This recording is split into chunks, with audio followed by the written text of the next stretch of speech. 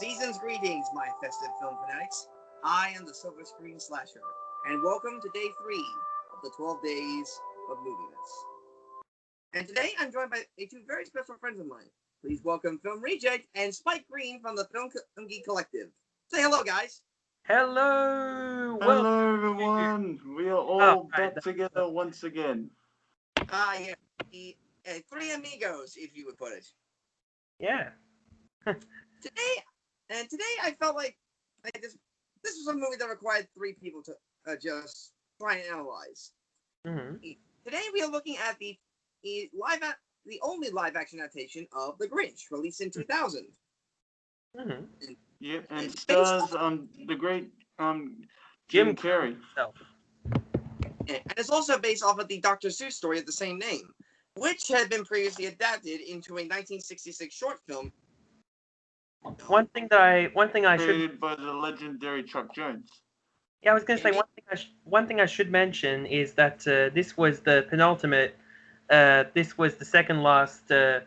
Seuss live action adaptation because when The Cat in the Hat came out, Dr. Seuss' widow forgot. Sorry, not forgot. She said that she basically really didn't like Cat in the Hat as a live action movie because it was too many crude jokes, too many this, that, and no more live action movies have been made since because she had such distaste with The Cat in the Hat. All I can say is, thank God for that. Mm. Yep. And to this day, there's of course another version that was made by Illumination or whatever studios which is the 2019 reboot with Benedict Cumberbatch. 2018 to be more exact. It came out in 2018 to be more precise. But we do have a movie to review, so let's take a look at the Jim Carrey version of The Grinch and see why people will have mixed opinions about it. The plot is pretty much like what Silver said. It's basically based off the same storyline as the original book. Of course, just a bit of it changed.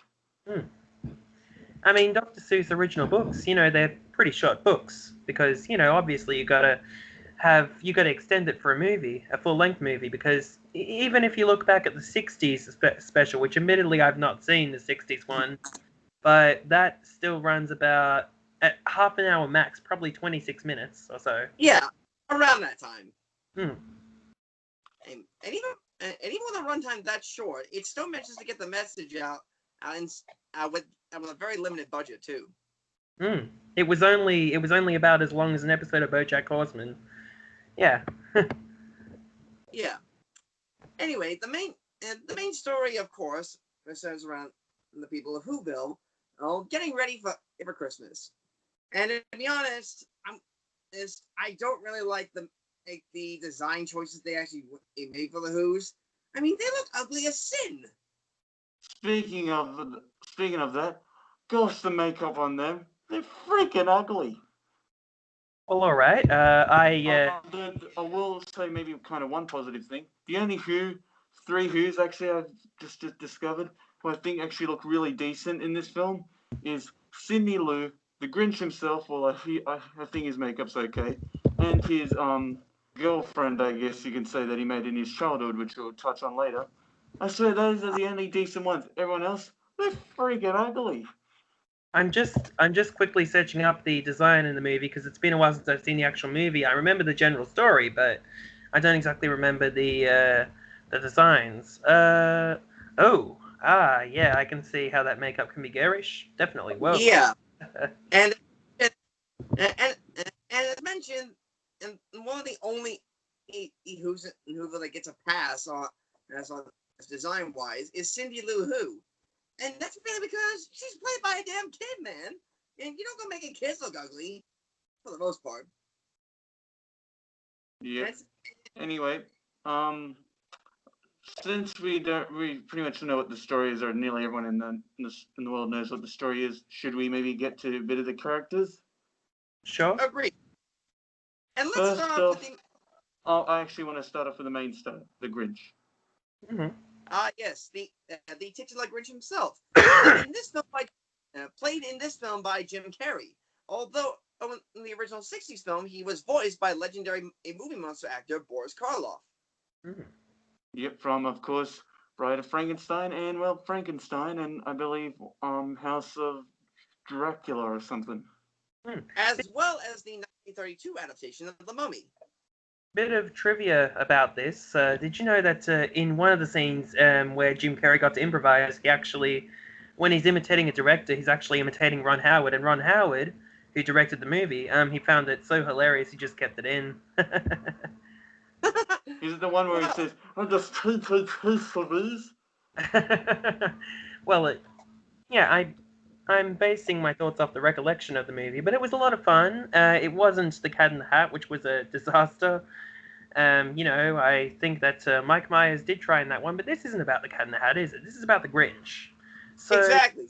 yeah, I think Jim Carrey just made a better actor for Dr. Seuss movies. Like, I think Mike Myers would have been miscast, whereas The Grinch, it had a few adult jokes in there, but it wasn't to the extent of The Cat in the Hat. Exactly. And another thing I have to give credit to is Jim Carrey's body language throughout the entire film.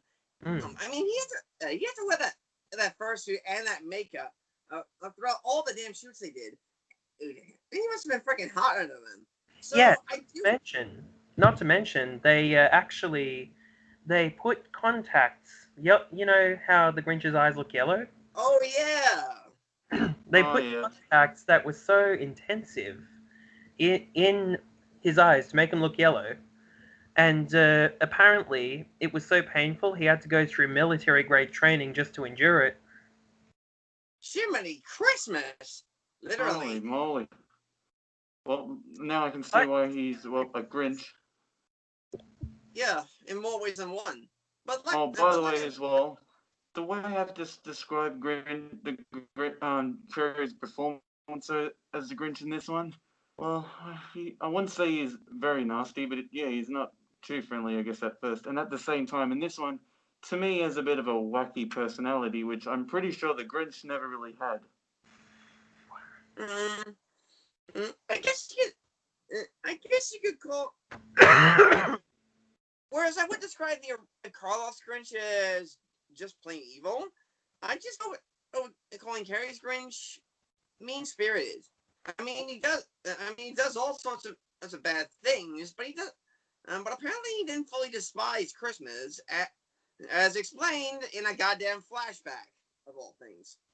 Speaking of that, actually, I wanted to get to that as well. Of course, in the 2019 version, it's all silent and it doesn't really show it too much like better details. And when you look at it, you just don't really get that one. But in Carrey's version, yes, there are times where it can be pretty dang bad. But at least they gave him a good motivation and a good story that is simple to follow. Yeah, exactly.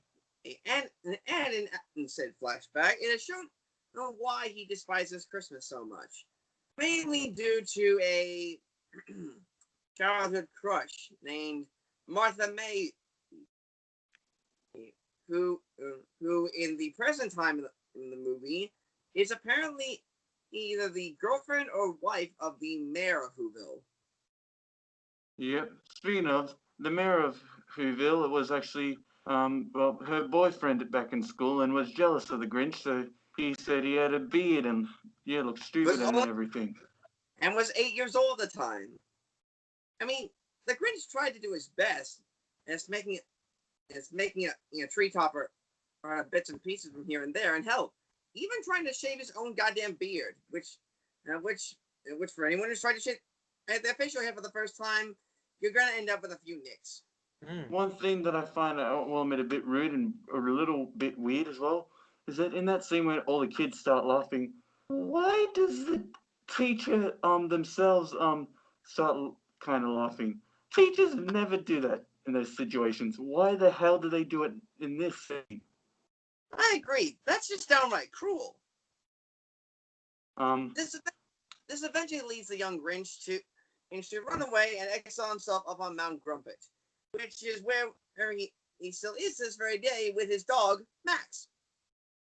Yep. Oh, now there's just trying to get to the next thing, because there's a few other things that I want to touch on as well. Like, uh,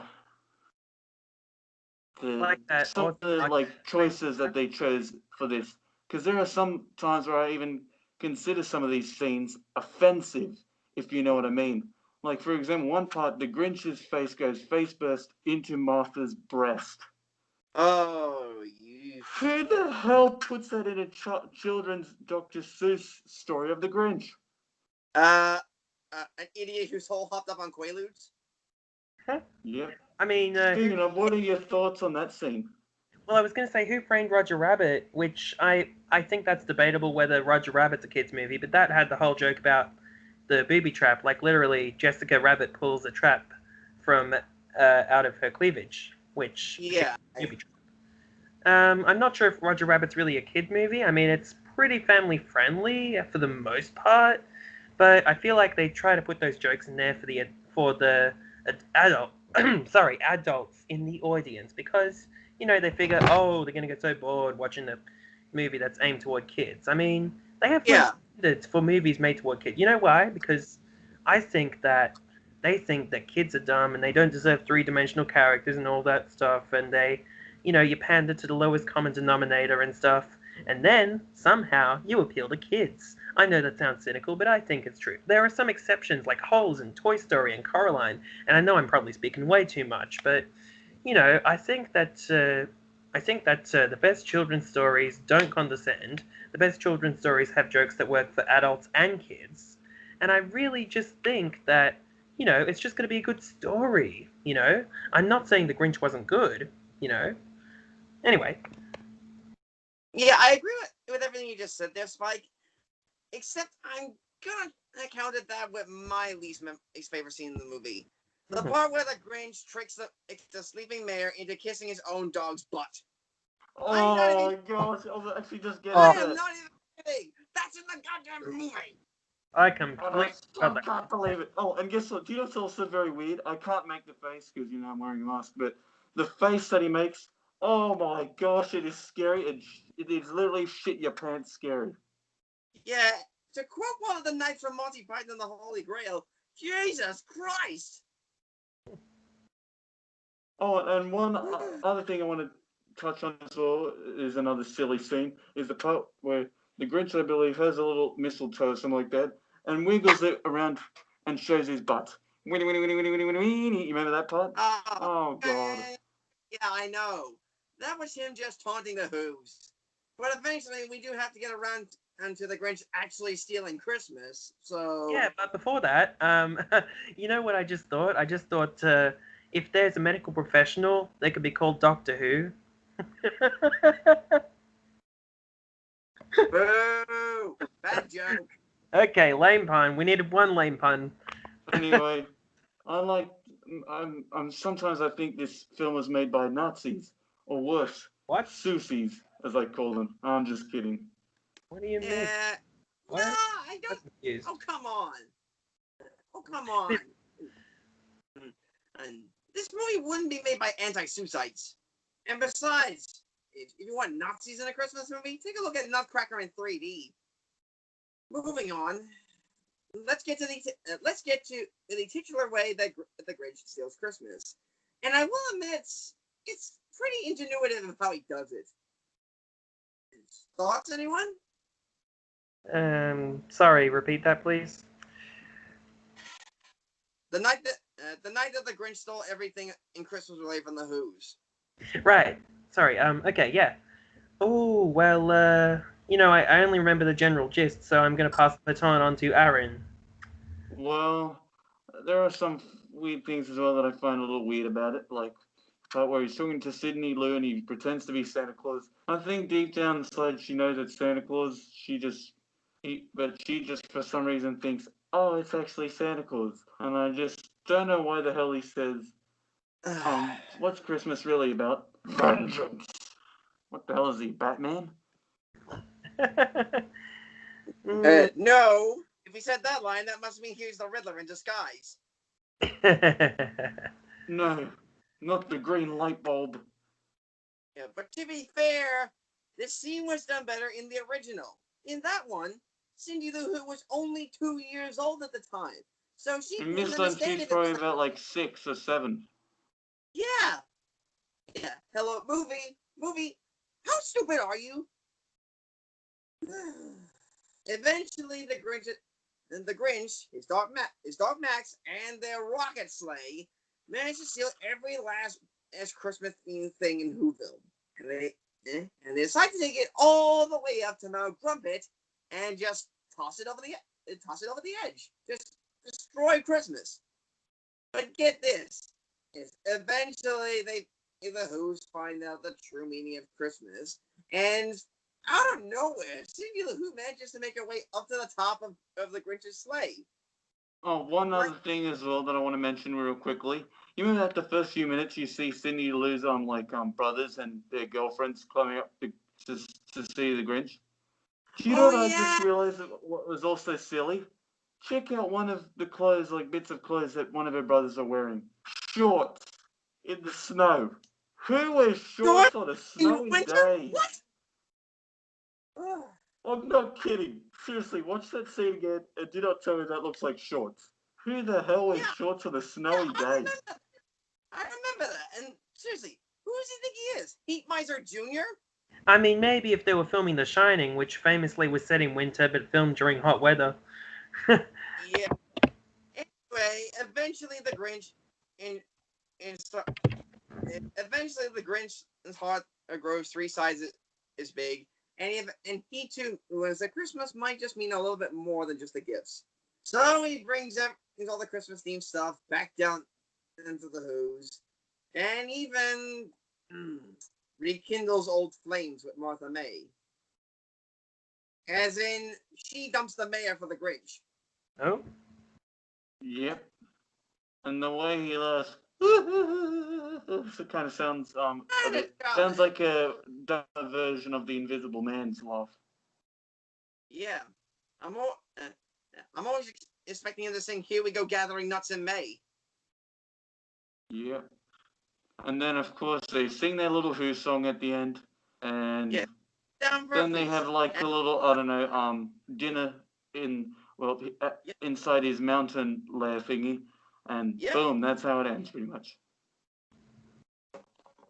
yeah. For the most. So anyway, that was the live action adaptation of The Grinch, and for the most part, it adapted the source material well, I guess, with a little bit of metatextual satire in between. A woman, it's not the greatest, but it's not the worst either. The worst is probably the new recent version. So yeah, the just to give you an idea of how it is, I'm gonna rate this film a four out of ten. 4 out of 10. Oh? Mm, I'm, I'm honestly like the Grinch. Like the Grinch at the end of any adaptation. I'm starting to feel a little bit soft in the heart. So I'm gonna ease off this movie and probably give it a 7 out of 10. But that's as high as I go in terms of my standards. What Well, would you rate this film, Spike? well, me, personally, honestly, I'm just going off my recollections here, but I would probably give it a 6 out of 10. I remember it being fairly entertaining. Then again, I was probably younger when I saw it. Opinions might change now that I get more of the jokes and stuff. But, There, I there will think it'd be 6 out of 10. there were times where I did kind of like it too, like especially the one part where he says, "I'm not on a single side. I just tweet of these." Oh, I forgot to mention, last time I was on your channel, actually, I forget which channel this is going to, sorry. But last time I was on Aaron's channel, I forgot to give my score for Psycho. I give Psycho a 10. That's okay. Easy mistake. Well, that's another. Well, that's another movie off my list, and honestly, I'm excited for the next one. And to be honest, I've only got one thing to say. Yippee-ki-yay, Mr. Falcon. Well, we can't say the actual word because we just reviewed a kids movie, but Oh, Well, then we know that Die Hard will be explicit. Oh yeah, it has to be. Anyway, yep. you, There you you go. want to You tag guys along? already got your warning for the next video. Yeah. And just checking, Spike, will you be joining us for the sleigh ride next time? Oh, hopefully, I love Die Hard. It's one of the perfectly paced films. I'm not sure about you, Silver, but I will definitely be there. Well, in that case, next time on the 12 Days of Movie Miss, we'll all remember to ball up our feet into fists as we take a look at Die Hard. Until next time, see you soon, fellow friends. Bye bye. Bye bye.